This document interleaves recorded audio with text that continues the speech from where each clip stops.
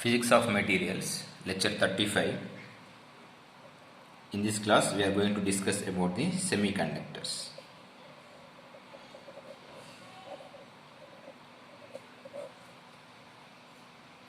Okay. So, semiconductors are a class of materials that display significantly less conductivity compared with the metals. The conductivity is less than the metals,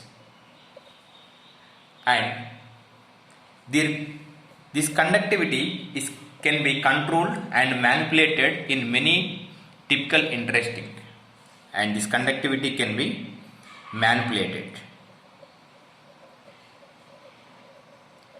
This can be manipulated or it can be tuned, and because of these typical behavior is changing of its conductivity, increasing or decreasing, and these can be used in electronic applications.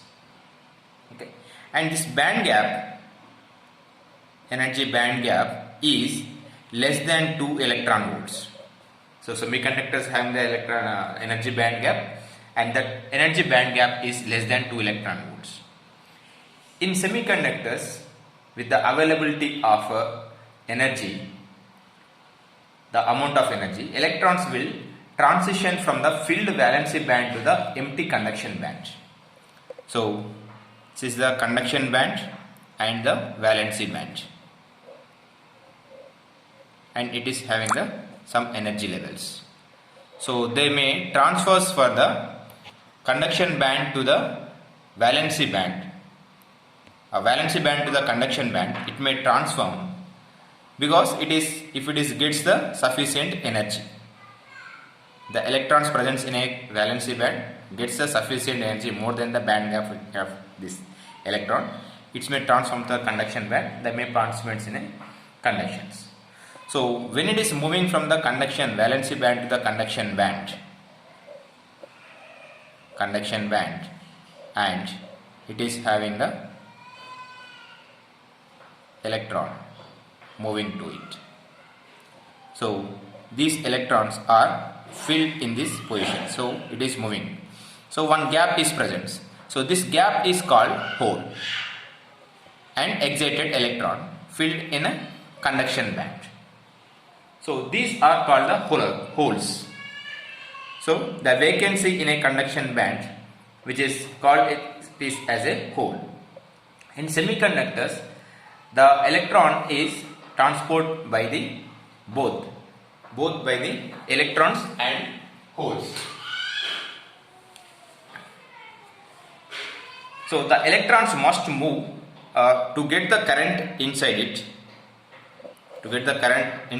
Electron movement is must. So electrons are moving from the one region to another region by applying the temperature or any optical energy, so that the current is present. So these electrons can be occupied. Again, it may get back to this position. So that the electron movement due to the electrons occupying these spaces. So which is due to the current due to the holes. Holes. So at the same time, the conduction band is empty and there are no electrons available. So there are no electrons available, and in the conduction band, so no electrons are present in a particle if it is having the sufficient energy. And this moves to the conduction band and it participates in conduction. So similarly, if electrons in moving inside it and it is moving towards it, and this gap is created, this gap is filled with the another electron which is moving. So these electrons are moving in conduction band. So electrons moving to fill these gaps. So this electron is fill this gap. Again, this gap is created and this gap is filled with these positions. So if you are observing, if it is a energy levels in conduction band, and these are the energy levels in valency band. So these are the total occupied at temperature T. So it is the band gap. So when the temperature T is applied or h mu is applied onto the material, this electron gets excited due to this energy and moving to these positions. So one gap is created. This gap is filled with electrons which are present to its neighborhood.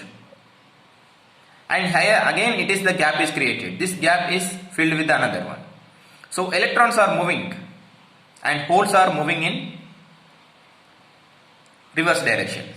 So movement of holes in this direction, the electron movement is in this direction. Okay. So the holes are also participates in a conduction in semiconductors, as well as the electrons are moving. So which here the semiconductors broadly divide into intrinsic semiconductors and extrinsic semiconductors. Intrinsic semiconductors is the pure semiconductors. There is no dopants. In extrinsic semiconductors, these are doped. So by extrinsic semiconductors again classified into P type and N type. So in P type semiconductors, the most of the conductivity is carried out by the holes. In N type semiconductors, most of the charge carriers are electrons and holes in P type semiconductors. So in intrinsic semiconductor,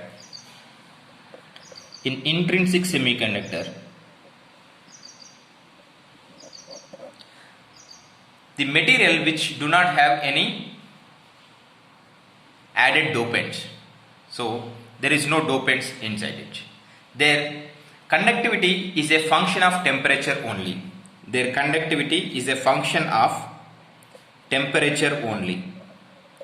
With respect to temperature, their conductivity changes. They could be elemental or compound semiconductors.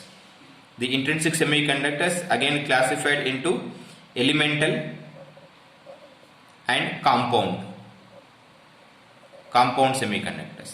These elemental semiconductors example, so which is in periodic table 4A, that is example silicon and germanium. In compound semiconductors, so combination of group A and group 3A and group 5A. This is the 5A 3-5 semiconductors. Group 3A and group 5A combination in adding in 1:1 ratio, which is forms gallium arsenide and indium Sb. Okay. So these are the example of the 3-5 semiconductors. Indium antimonide, gallium arsenide, indium antimonide. And another example, 2-4 semiconductors, cadmium selenide. The bonds between the elements tends to become the more ionic and less covalent.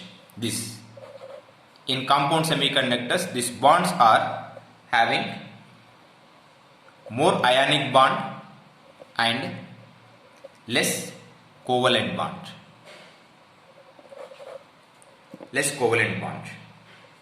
So this is about the intrinsic semiconductors. In extrinsic semiconductors, so there are group 4A elements with tiny quantity of other elements deliberately added to dopants. In 5A elements with tiny quantities, so 5A elements will be the small quantities added, very small quantities. So this is the 0.001 percentage, very small quantities added to the materials. So which is the increasing the electrons the dopants choose typically either slightly excess of electrons. So which is increasing the slightly electrons excess, which is called the n-type semiconductors. So there is a slightly excess of holes,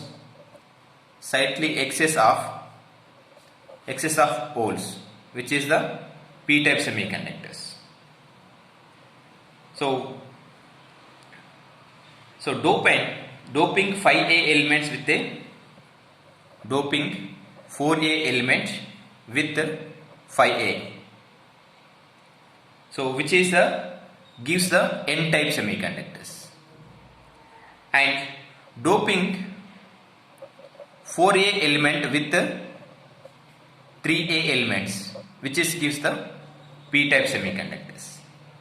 So doping 4A with 5A elements, which gives the n-type semiconductors, which is called the acceptors, donors, and here it is called the acceptors in p-type semiconductors. In n-type semiconductors, donor we call it as. So where we doping 4A elements to a with 5A elements. In p-type semiconductor, 4A elements is doped with the 3A elements, which gives the p-type semiconductors. So extrinsic semiconductors and the intrinsic semiconductors, very small quantity of this 5A or 3A elements are added to this 4A elements to get the p-type or n-type semiconductors. Okay. To understand deliberately about the extrinsic semiconductors natures, from Ohm's law, J equal to sigma E, already we discussed. So the flux, since the flux of charge equal to the product of concentration of charge carriers, the flux of product is equal to the charge carriers, which is the J equal to sigma E. So the drift velocity corresponding to the charge carriers, corresponding to the charge carriers is equal to J equal to sigma epsilon is equal to N E into Vd. So Vd is the drift velocity here. Vd is the drift velocity. So where epsilon is equal to, again we converted total is equal to N into VED. Already N into ED already discussed. So sigma epsilon is equal to N into EVD. Derive this equation. So rearranging this equation, so where sigma is equal to N into E into Vd by epsilon. So epsilon is a applied electric field. This is the electric field, applied electric field. So we write Vd by epsilon is a mobility. Epsilon is equal to mobility. So in terms of mobility, sigma is equal to Ne mu E. Sigma is equal to Ne mu E. So mu E is equal to, that is mobility due to electron. Mu H is equal to mobility due to holes. Okay. So but in semiconductors, the electrons in intrinsic semiconductors, the conductivity is due to electrons and holes. So the conductivity equation is comes sigma is equal to Ne mu E plus P into E into mu H. So mu H is the conductivity due to mobility due to holes. P is the number of holes. N is the number of electron. And here mu E is the mobility due to electrons. And in intrinsic semiconductors, N equal to P equal to Ni. So the equation comes is equal to N equal to Ni E into mu E plus mu H. Conductivity due to electrons and holes. In general, mu E is greater than mu H. Mu E is greater than mu H. So, this is due to, from perspective of electrons, the electrons in a conduction band have the large number of electrons. Compared with the holes which are present in a valency band. So that we can understand the more number of electrons can be participate in conductions in intrinsic semiconductors. So that N is very greater than P. So which is results N is very greater than NP. So we can understand in extrinsic semiconductors it is approximately very less. But in extrinsic semiconductors, the charge carriers are dominated by the contribution of dopant. In N-type semiconductors,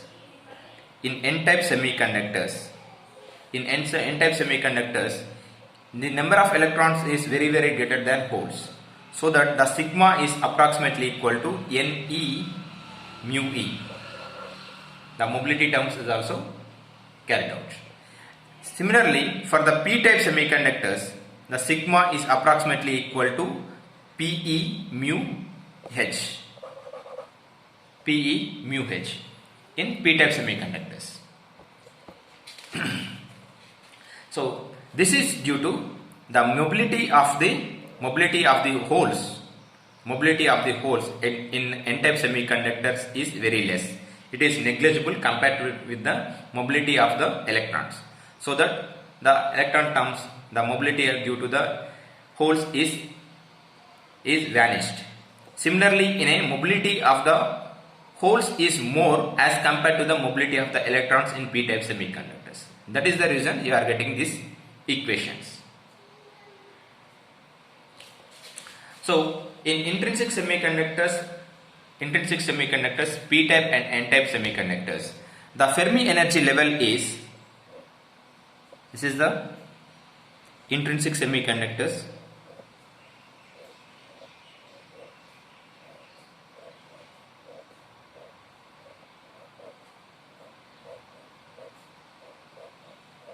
This is intrinsic, and this is the P-type, N-type. This is total extrinsic. So intrinsic semiconductors, this is the conduction band. It's the valency band. So these electrons are present in these energy levels. So the Fermi energy level is in between the middle of the conduction band and valency band for the intrinsic semiconductors. But in P-type semiconductors, the Fermi energy level is very close to the conduction band in P-type semiconductors. In N-type semiconductors, the Fermi energy level is close to the conduction band. That is varies. So here it is, we call it as a acceptors, and here we call it as a donors.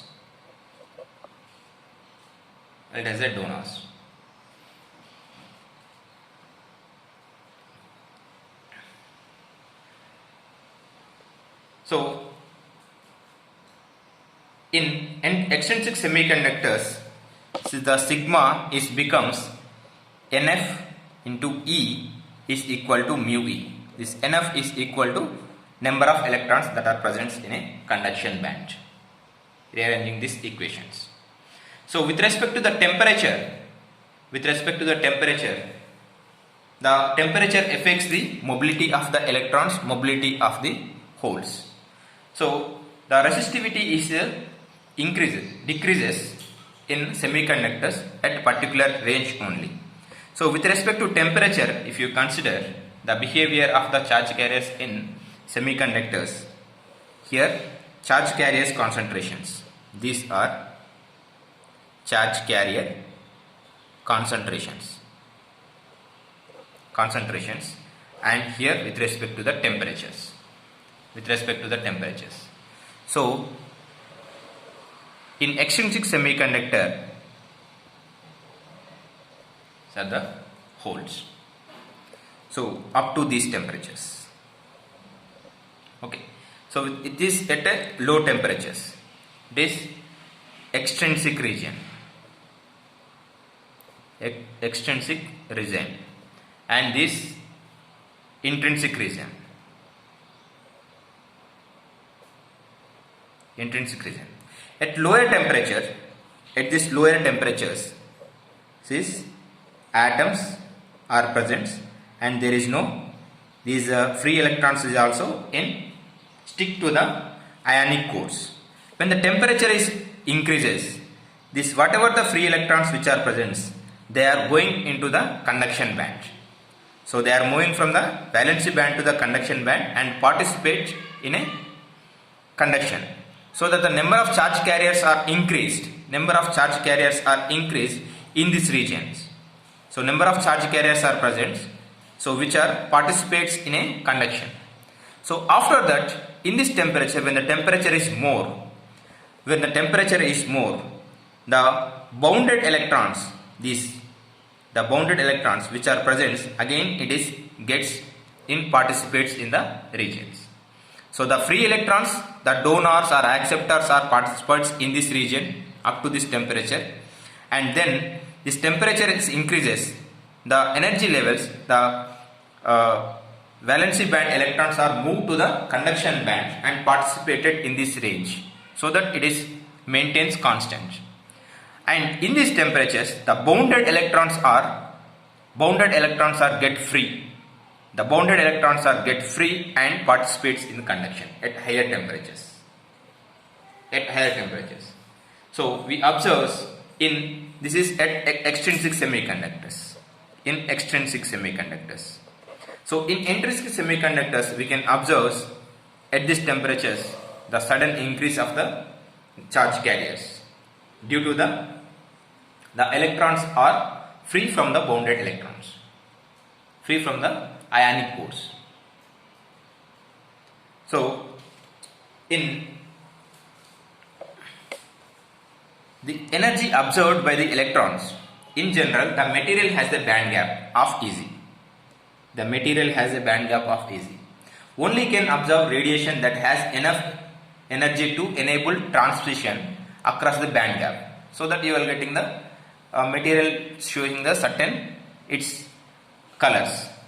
So that it absorbs certain energies. This is the Eg is equal to h mu minimum. The mu is the frequency of the energy that absorbs. The material will not absorb frequency lower than these frequencies. So above these frequencies only it can absorb, and it gets transmits to the radiations. So this is the reason that materials are opaque. In materials there is a continuous range of energy levels, most immediately above the Fermi energy level. So therefore even very small frequencies, there are energy levels that can be accept electrons gaining small quantity of energy. So the small quantity of energy, so it can get the energies. And this semiconductors again the classified into direct band gap semiconductors and indirect band gap semiconductors. The direct band gap semiconductors with respect to the K space, so when we are observing the K space, this is the energy and E, K. So which is 0, minus pi by A and plus pi by A in this region. So when we observe, this is at one space and another third one. So energy band gap here is the energy band gap. This is the Eg, energy band gap. This is the direct band gap. So the K space is changed. The K space is changed for the certain semiconductors is like this. So it will be same, and we observe this condition, the discrete nature that we observed. This discrete nature that we observed in this condition. So the energy band gap here, this is the energy band gap. So it is not indirect. This is the direct band gap semiconductor, and it is the indirect band gap semiconductor. So in direct band gap semiconductors, the electrons can absorb the energy and its energy directly. And indirect band gap semiconductor, it should move to the certain energy level, then it go to this level. So it can move to certain energy level, again it is move. The probability of gaining this energy is very less in indirect band gap semiconductors compared to the direct band gap semiconductors. So in optoelectric electronic applications, direct band gap electrons materials are used compared to the indirect band gap semiconductors. This is because the probability of capturing or observing the certain energy is more probable in direct band gap semiconductors. In indirect band gap semiconductor, it takes a more time, or the probability is very less to observe certain energy or release certain energy in that frequencies. So that is the reason the direct band gap semiconductors are used in optoelectronic applications. Okay, so we'll discuss further about the magnetic properties of the materials in the next class. Thank you.